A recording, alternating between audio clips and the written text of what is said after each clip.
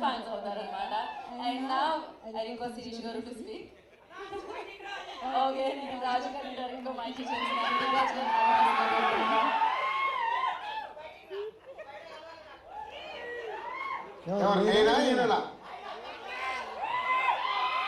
తీసుకపోరా ఇప్పుడేరా సిరీస్లోకి వస్తాం కాబట్టి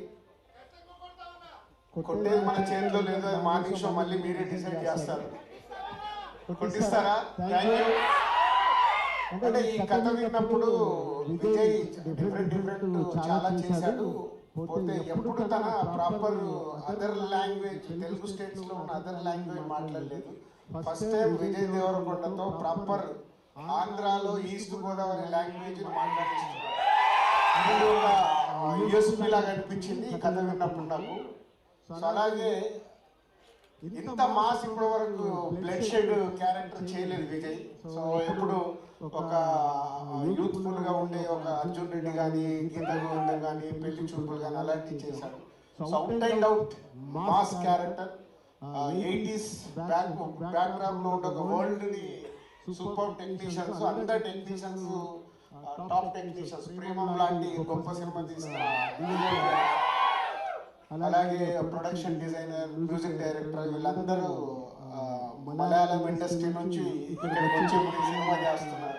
అంటే రవి చూసిన ఆ కొత్తదనాన్ని తీసుకురావడానికి టీం అందరూ కష్టపడుతున్నారు. సో వాళ్ళ కష్టాన్ని మేము ఎంకరేజ్ చేస్తుంటే ఇలాంటి చెప్పాలా కత్తి నేనే నెత్తుకున్నానే చెప్పాలా కత్తి నేనే నెత్తుకున్నానే యుద్ధం నాతోనే.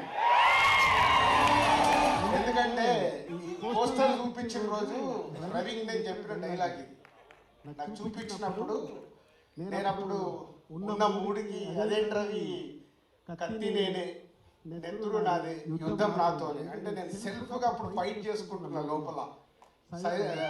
చేసుకుంటున్నప్పుడు ఈ డైలాగ్ వస్తే చెప్పా అదే రోజు రవికి నాకు సరిపోయే డైలాగ్ రాసేవాడిని.